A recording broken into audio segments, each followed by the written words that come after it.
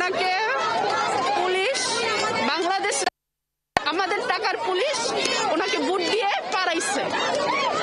আমাদের টাকার পুলিশ, আমাদের ট্যাক্সের টাকায় যাদের বেতন দেওয়া হয় তারা পারাইছে।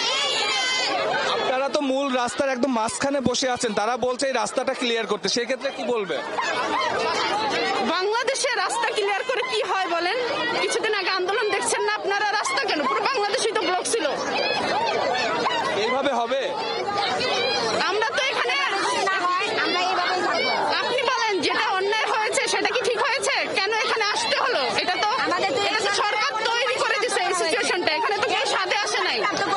এই যে এখানে এসে শুয়ে থাকা আপনার ইচ্ছা হবে? পুলিশ আপনার সামনে বললো যে উপদেষ্টা মন্ডলীর সদস্য বলেছে আপনাদের সঙ্গে কথা বলবেন, তাহলে কি রাস্তাটা ছাড়াবে না? গিয়েছিল তো উপদেষ্টার সঙ্গে দেখা করাবে বলে শাহবাগ থানা থেকে আমাদের প্রতিনিধি দল গিয়েছিল 6 জন, কিন্তু আমাদেরকে দেখা করানো হয়নি। আমাদেরকে ঘন্টার পর ঘন্টা বসিয়ে রাখা হয়েছে, তার পিএস এর সঙ্গে দেখা করানো হয়েছে।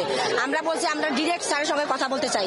আমরা 6,500 সুপারিশ প্রাপ্ত, তার ভিতরে 4,500 আমরা মহিলা, যে মহিলাদের জন্য উনি নোবেল পুরস্কার পেয়েছেন। আমাদের ওই আবেদনটা জানাতে চেয়েছিলাম উনি আমাদের জন্য করবেন, কিন্তু ওনার সঙ্গে দেখা করানো হলো না।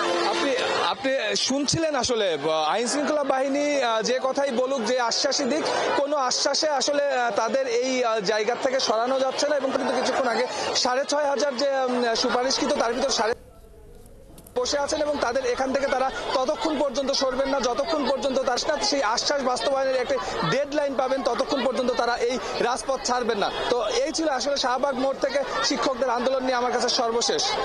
সুমন, আপনি আছেন সেখানে এবং নিশ্চয়ই আমরা পরবর্তী সংবাদগুলোতেও আপডেট জানতে পারবো।